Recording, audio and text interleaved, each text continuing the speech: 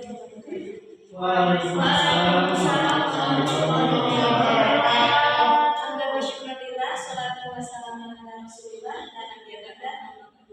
Pertama-tama marilah kita panjatkan puja serta puji syukur kita kepada Allah Subhanahu wa taala yang telah memberikan kita rahmat dan hidayahnya sehingga kita dapat berkumpul di kelas pada pagi hari ini. Selanjutnya, salawat dan salam semoga tercurah diberikan kepada baginda kita yakni Nabi Muhammad sallallahu alaihi wasallam. Alhamdulillah dari zaman ke-8 menuju zaman yang akan berdarah satu satu. Di sini kami dari kelompok 4 manajemen pendidikan akan mempresentasikan hasil diskusi kami dengan presentasi yang pertama yaitu menjawab 5 pertanyaan. Saya sendiri Alia Fitriani. Saya akan mendata. Baik, kita langsung saja.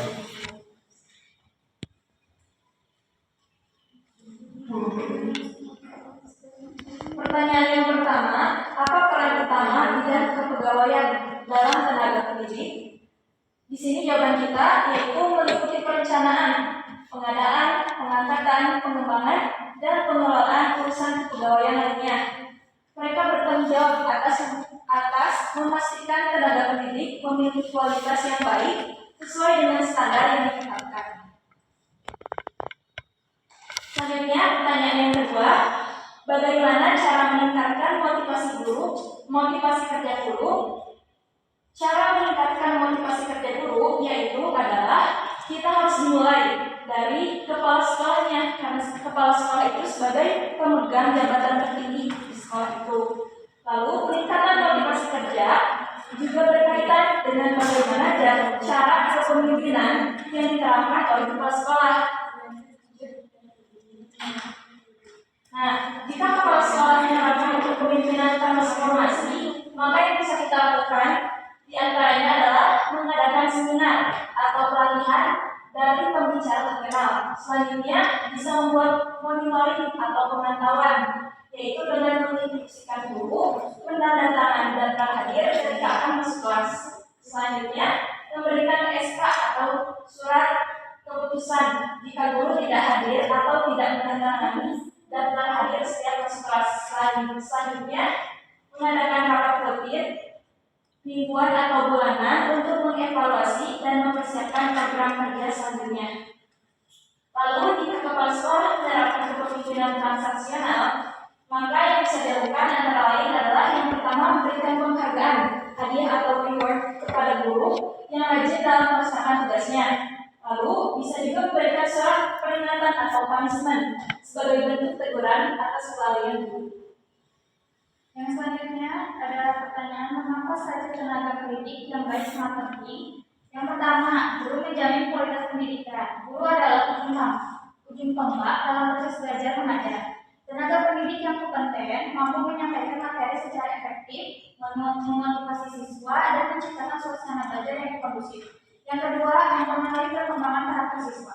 Guru tidak hanya mengajar dengan pengetahuan, tapi juga berperan dalam membentuk karakter, sikap, dan nilai-nilai moral siswa. Guru yang memiliki integritas tinggi akan menjadi teladan yang baik. Yang ketiga, meningkatkan prestasi akademik dan non-akademik. Guru yang terlatih dan profesional dapat mengidentifikasi potensi serta kebutuhan belajar siswa, lalu menyesuaikan metode pembelajaran agar lebih efektif serta prestasi siswa meningkat. Yang keempat, ada efisiensi dan profesionalisme lembaga pendidikan. Dengan proses seleksi yang ketat dan objektif, lembaga pendidikan akan diisi oleh tenaga pendidik yang memiliki kemampuan pedagogi,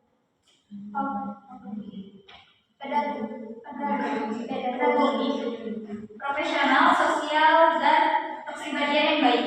Ini akan menciptakan sistem kerja yang lebih tertata dan produktif. Yang kelima, mendukung inovasi dan pengembangan kurikulum. Guru yang terpilih melalui seleksi yang baik biasanya lebih terbuka terhadap perubahan dan pengembangan metode pembelajaran. Mereka lebih siap untuk menyesuaikan diri dengan kurikulum baru dan teknologi pendidikan. Yang keenam, menghindari masalah etika dan disiplin. Seleksi yang ketat juga membantu penyaring calon guru dari segi kepribadian dan integritas. Ini penting untuk mencegah terjadinya pelanggaran etika, kekerasan, atau penyalahgunaan wewenang di lingkungan sekolah. keempat, apa tantangan dalam pengelolaan sumber daya manusia sekolah?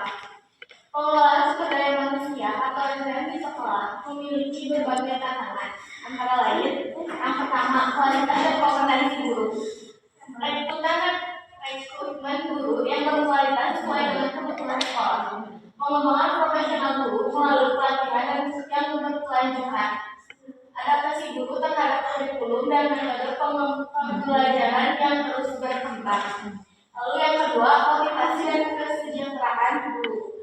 Gaji dan tunjangan yang kurang memadai, terutama di sekolah swasta atau daerah terpencil.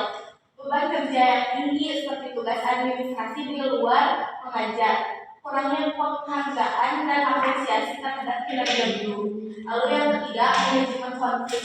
Perbedaan pendapat antara guru, staf, dan manajemen sekolah. Hubungan dengan orang tua yang bisa menjadi tantangan, terutama dalam menangani siswa dalam masalah disiplin. Lalu yang keempat, kedisiplinan dan etos kerja.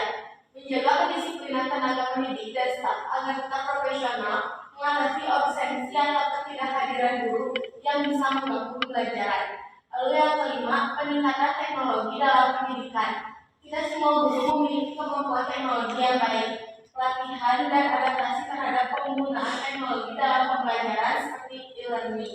Lalu yang keenam, rotasi dan tingkat penggantian guru. Beberapa guru pindah ke sekolah lain atau mencari pekerjaan lain yang lebih menjanjikan. Dampaknya adalah ketidakstabilan dalam proses belajar mengajar, adaptasi siswa dengan guru baru. Lalu yang ketujuh, keterbatasan anggaran. Tidak semua sekolah memiliki anggaran cukup untuk pengembangan SDM, seperti pelatihan guru atau peningkatan fasilitas pendukung kerja. Untuk mengatasi tantangan ini, diperlukan kebijakan yang tepat, komunikasi yang baik, keterbukaan dan pemerintah yayasan atau yang terkait agar pengelolaan SDM di sekolah ini bisa lebih efektif. Yang terakhir, bagaimana kebijakan kesejahteraan tenaga pendidik mempengaruhi kualitas pendidikan. Di sini ada hubungan langsung kesejahteraan, kinerja, dan kualitas pendidikan. Yang pertama, memotivasi dan profesionalisme guru. Yang kedua, referensi guru berkualitas. Yang ketiga, peningkatan kompetensi. Dan yang keempat, untuk sekolah yang positif. Yang kedua, ada tantangan yang masih dihadapi. Banyak guru honorer yang masih menerima gaji di bawah UMK, bahkan jauh dari standar yang layak. Yang kedua, ketimpangan akses tunjangan sertifikasi dan pelatihan antar daerah, terutama kota versus desa, menyebabkan ketidakmerataan kualitas guru. Yang ketiga, beban administratif yang tinggi akibat birokrasi digitalisme, data dan kurikulum, menggerus waktu dan dana guru untuk mengajar secara mendalam.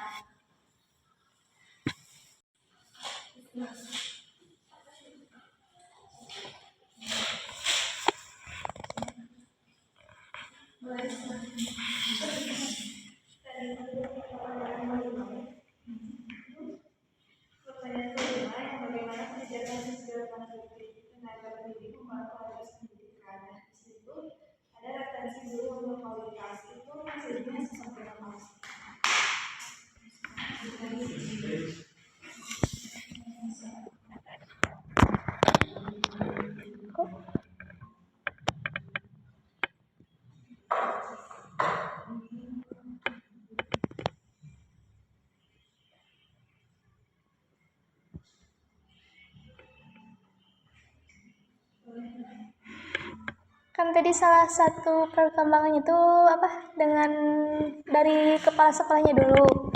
Nah, ini gimana kepala sekolahnya yang suka ada nih jarang ada di sekolah, si kepala sekolah itu jarang ada di sekolah. Gimana itu solusinya? Kan kalau guru mah ditegur sama kepala sekolah, sedangkan kepala sekolah sendiri itu gimana?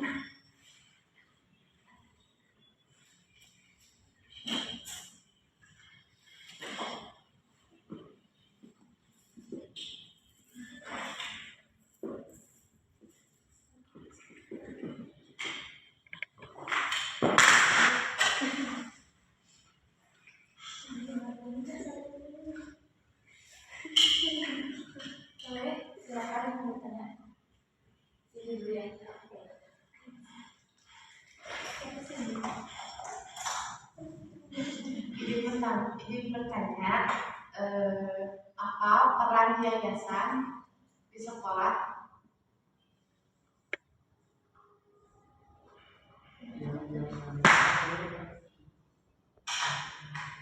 Secara mendalam.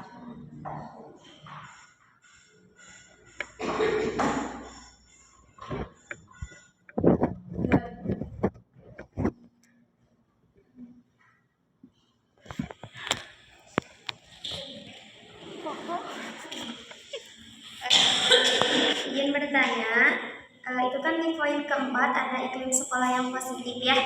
Nah, jadi bagaimana sih sekolah menangani tentang adanya perundungan dan diskriminasi?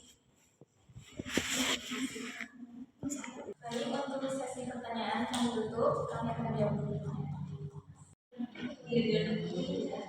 Jawab pertanyaan dari Isma. Referensi guru berkualitas itu seperti apa?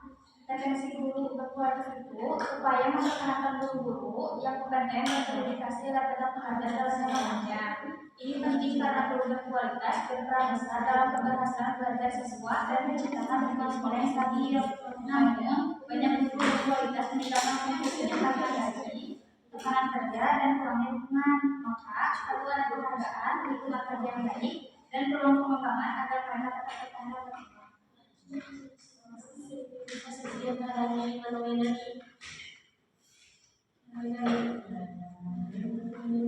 Jawab pertanyaan Karina. Bagaimana tidak selalu ada sekolah agar bisa memotivasi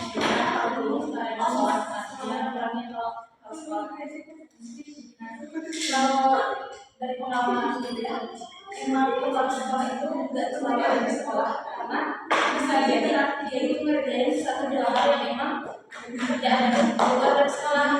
Nah, gimana sih? Terus gimana caranya buat ningkatin motivasi biar dia tuh layak loh atau jadi pemimpin gitu.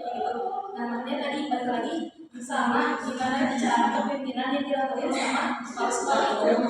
Walaupun ibaratnya walaupun nggak kalau sekolah itu nggak selalu ada di sekolah, tapi kan kalau misalnya kepala sekolah itu bertanggung jawab pasti bakal turun kayak kalian mau yang kepala sekolahnya.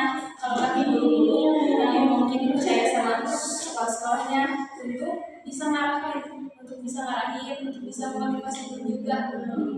Makanya kalau misalnya guru kata kepala sekolah tadi menjalani sekolah dengan cara yang transformasi ataupun transaksional, nah itu tuh merupakan cara agar guru itu bisa memberikan peran juga, bisa memberikan motivasi. Karena ibaratnya kan kepala sekolah itu sebagai kepala, kalau kepalanya baik berarti bawahannya itu bakal baik.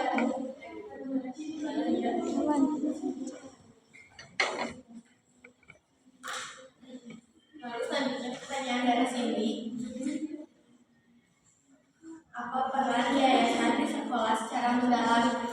Peran yayasan di dalam sekolah itu ada beberapa di antaranya. Yang pertama, sebagai pemilik dan penanggung jawab dari lembaga. Yayasan umumnya adalah badan hukum yang menjadi pemilik sekolah secara legal dan administratif. Semua aset baik berupa tanah, bangunan, maupun fasilitas lainnya biasanya berada di bawah kepemilikan yayasan. Lalu yang kedua adalah membuat kebijakan strategis. Yayasan memiliki peran dalam menyusun visi, misi, dan arah strategi sekolah yang dijabarkan oleh pihak manajemen sekolah atau kepala sekolah dan timnya. Lalu yang ketiga, pendukung dan pengelolaan keuangan. Meskipun operasional harian dikelola oleh sekolah, yayasan memiliki peran utama, yaitu sebagai penggalang dana dan sponsor. Terima kasih.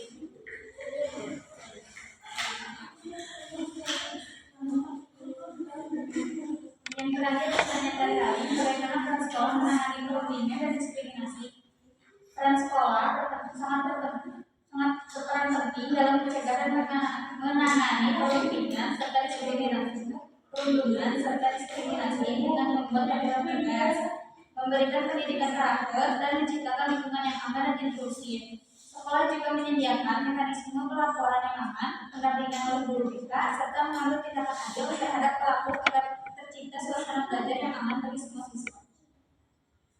Terima kasih.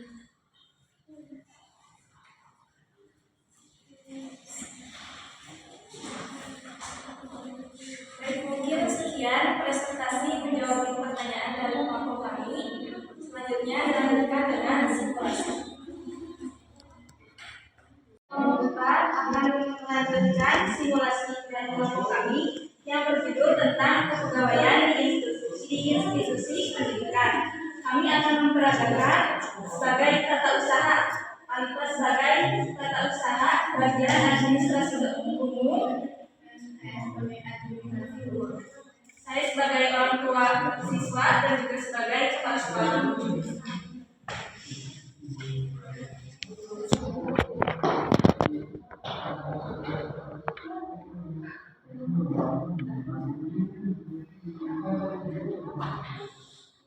Assalamualaikum.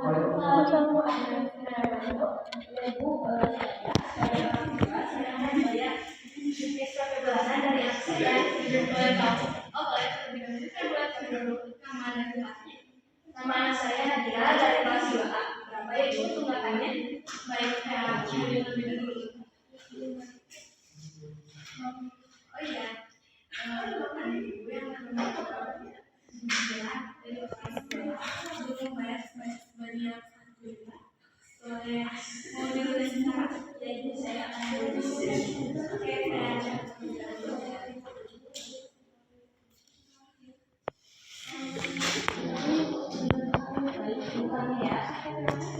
saya mau bertanya, saya kan mau pindah sekolah. Nah, gimana ya cara mengurus surat-surat pindahnya?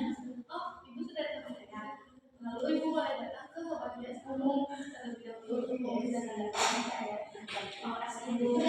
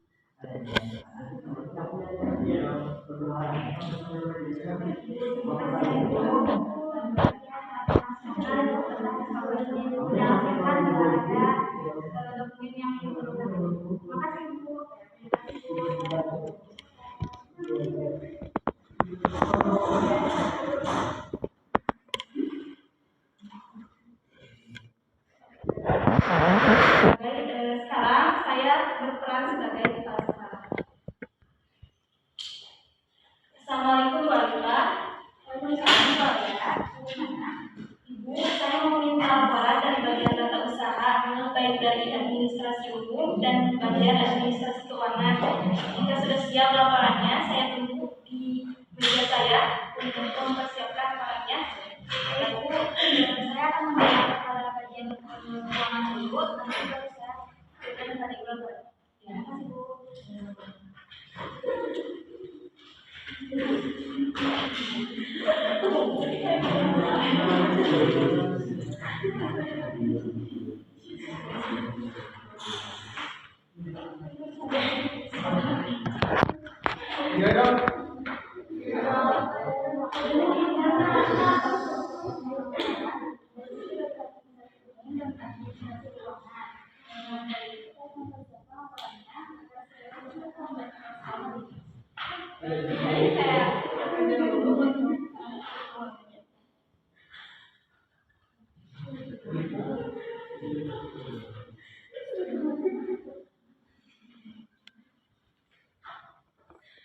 Waalaikumsalam.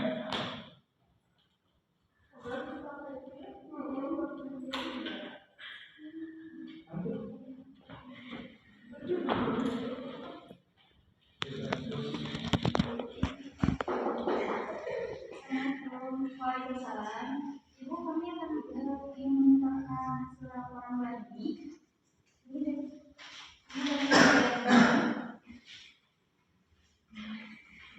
Pada bulan ini jumlah siswa itu ada 320 dan yang berbuat ada lebih hanya 1 orang. Jadi total keseluruhan siswa 319. Ini dari untuk siswa yang masih muda kira-kira berapa ya? Ada sekitar 6. Totalnya berapa sebenarnya?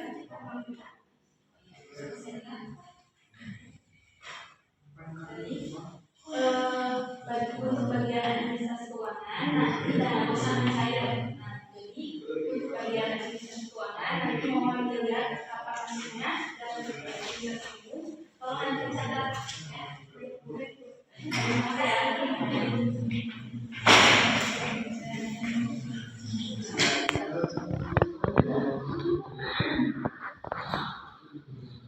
mungkin sekian simulasi dari kami. Boleh kepada teman-teman yang merasa kurang paham atau ada yang mau ditanyakan, dipersilakan.